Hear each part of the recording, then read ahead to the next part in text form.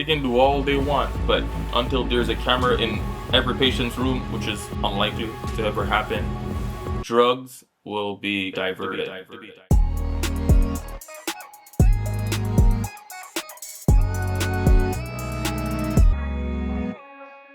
If you are a nurse that struggles with drug addiction, you should quit your job. You shouldn't be at bedside, and you definitely don't belong in patients' rooms, taking care of them, giving them medications that, if administered incorrectly, can cause them great harm. Nah. You belong in a drug rehab program, working on yourself, becoming a better nurse for the patients that you want to take care of. You're doing yourself and these patients a good service. All right? If you disagree with me, let me know. If you agree with me, let me know. But let's jump into the video. Our cameras were the only ones there when Alexis McNeely was let out of jail. ABC 13's Charlie Etzidy has more now on the serious allegations tied to stolen pain medications at a Houston hospital.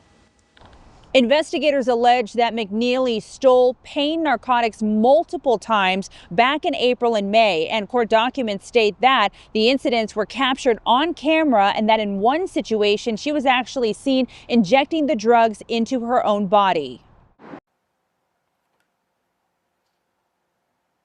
So not only was she stealing the medication, but she was getting high at work. Well, I guess this was a situation that if it wasn't caught on camera, nobody would believe, but they do have it on camera, right? This is ridiculous. Oh my. Was anyone in her care affected? We don't know. But let's keep watching. Y'all recording me? 25-year-old Alexis. Listen, you got at least 3/4 of your life to go. That's 3 more lifetimes to you. So don't blow it. Don't do drugs. If you're doing it, stop it. Get some help. Girl, you're so young. You have your whole life ahead of you. Man, you need to get into a drug rehab program and take your life back. Jesus. McNeely didn't have much to say to our ABC 13 camera as she left the Harris County Jail this morning, trying to hide her face and also denying her identity. The woman posted a $30,000 bond for 3 charges of diversion of a controlled substance. The allegations go back to April and May when McNeely was a nurse at Houston Methodist and investigators say was caught on camera multiple times swapping out hydromorphone and fentanyl, both pain narcotics, for saline while on the job. Documents state during one incident she can be seen injecting a drug into her hand. The pages also state she was fired from Baylor University Medical Center in Dallas after failing a drug test and was accused of using drugs inside of a hospital bathroom.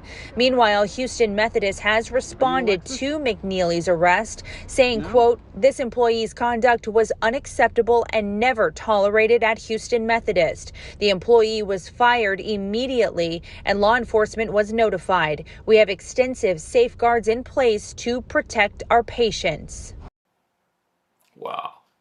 And nurses, I want to talk to you for a little bit because on the topic of protecting our patients, right? As a nurse, you have the ethical and moral responsibility to report any nurse that you know is abusing drugs, right? You owe it to them as a nurse, and you owe it, most importantly, to the patients that we take care of, right? Let them know, hey, I'm going to report you. The difference is, do you want to come with me? But if you come or not, I'm going to report you, right? And you should let them know, like, we've come a long way. Like, the facilities have come a long way in dealing with substance use disorder. It's less punitive now. Now, sometimes even your job will be guaranteed after you finish the drug rehab program and you come back. You'll have your job. So it's better than being fired. You know, if you're a nurse that abused drugs, hey, just let the facility know, right? That's the best way to go about it because you might not be able to do it on your own. Well, let's jump into the next video. Two people in the medical field accused of stealing drugs. Rachel Perry joining us from Palm Beach County with the charges they're now facing. Within just days of each other, two medical professionals here in Palm Beach County were arrested, both accused of stealing drugs. Sylvia Castellano, a CVS pharmacy employee in Boynton Beach, is charged with drug possession without a prescription, grand theft of a controlled substance, and fraud to obtain a controlled substance. Police say she confessed to stealing opioid medication for at least a year and consuming them when she was stressed. A few days later, Leah Pera, an ICU nurse, was arrested after police say other hospital officials reported that Pera was seen tampering with a patient's fentanyl vial, later finding vials of lorazepam and Benadryl in her possession. Pera reportedly expressed a desire to seek help for her addiction. Studies show medical professionals are more prone to substance abuse. Tonight at 5. At least she's open to help. But be assured, if you struggle with drug addiction, your addiction will find you out. So handle it before it gets to this stage. You can quit, right? There are many jobs out there. Become a wound care nurse, legal insurance utilization nurse. There's a lot of non-clinical jobs in nursing field that you could go into while you go in rehab and work on yourself, taking your life back. Let's give you an example, right? If I struggle with alcohol addiction, how would it work for me if I went from my Alcohol Anonymous meeting, right, and go back to my regularly scheduled bartender job? It would be very difficult to quit, if not impossible. I have to remove myself from that situation. Right? It makes sense, right? All right, on to the next one. Jonesboro police arrested a woman accused of using a dead man's name to try to get oxycodone. Caitlin Adams faces 3 counts of fraud or deceit to procure a narcotic drug forged prescription. Adams is accused of using a patient's name to get 120 oxycodone pills at a Jonesboro pharmacy on January 2nd. About a week later, detectives said Adams went to another pharmacy and purchased 180 oxycodone pills under the patient's name.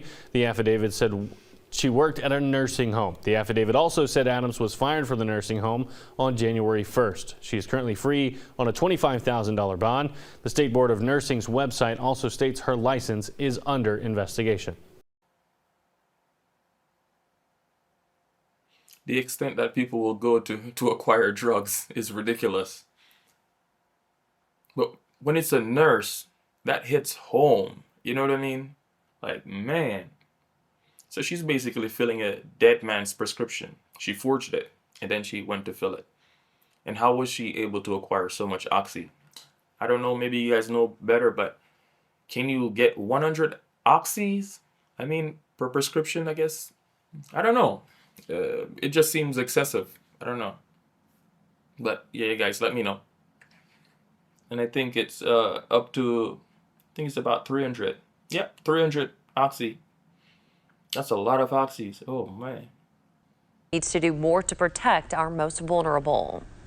I'm Kara Kenny with WRTV. Debbie Armstrong is a licensed nurse of 17 years. Did you take medications meant for patients? No, I did not.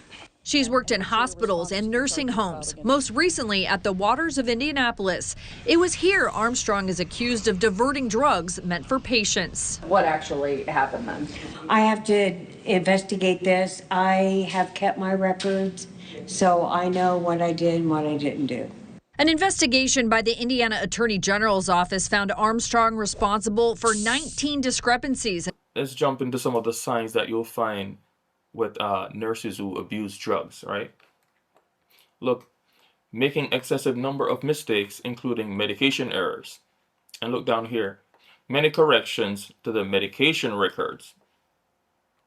And variations in controlled substance discrepancies among shifts or days of the week. So be familiar with these signs, right? I know I have had one encounter with a nurse who abused drugs. And she would always want the patients that are end of life, like the hospice patients, because if you said you gave them IV lorazepam, right?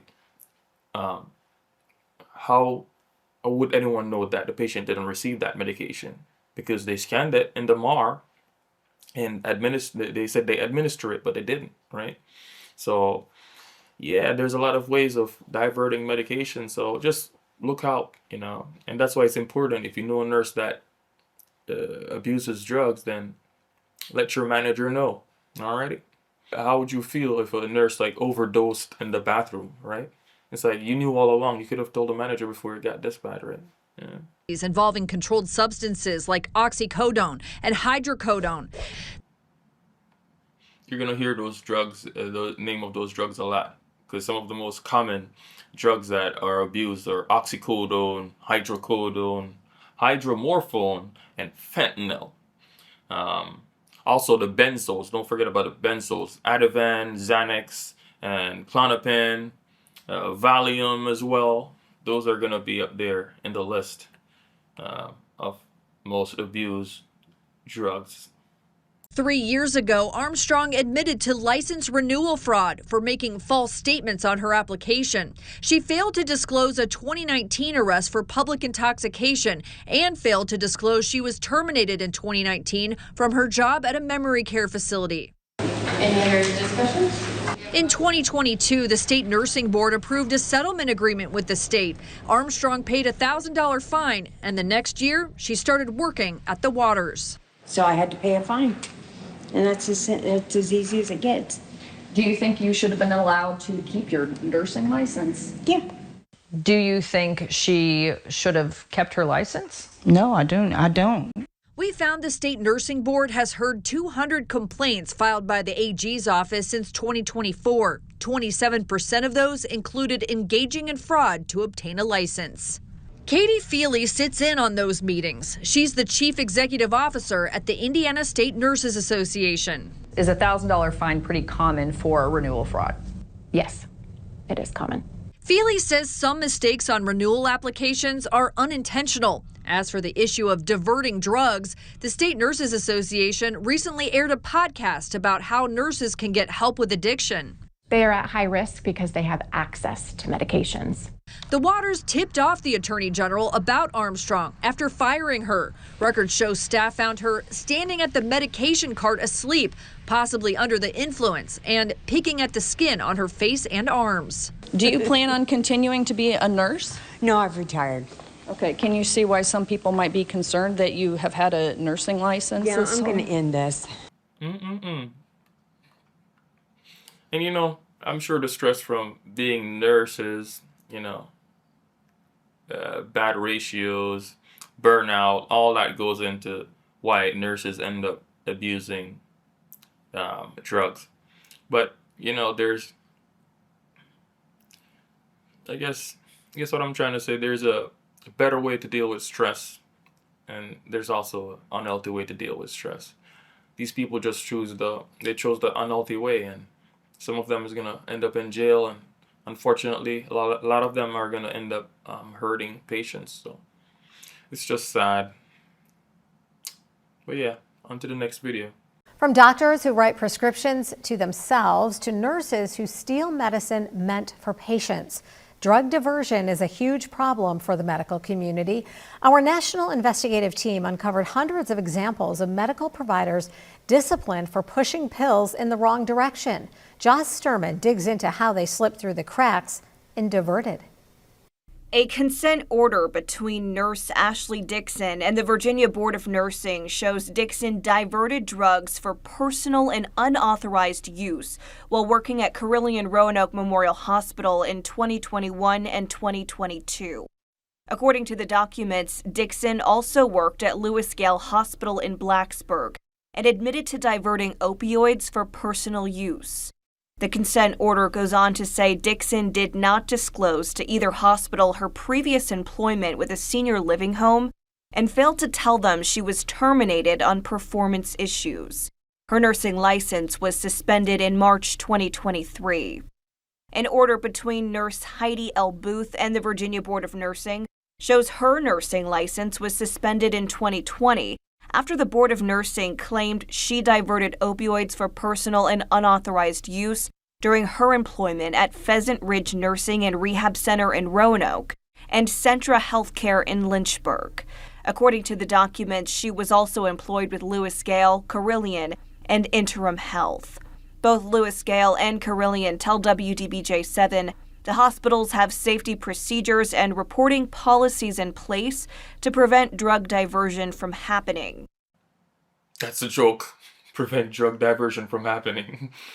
Maybe they meant to say slow it down, right, or curb it, but not prevent. They can do all they want, but until there's a camera in every patient's room, which is unlikely to ever happen, drugs will be diverted. Some of the places I know, places like nursing homes, ED, and places that do inpatient hospice, yeah, they have a high potential for drug diversion. Crazy. But yeah, guys, that's all for today. Thanks for watching. If you've gotten this far, like and subscribe to the Nurse Couple, and have a wonderful day.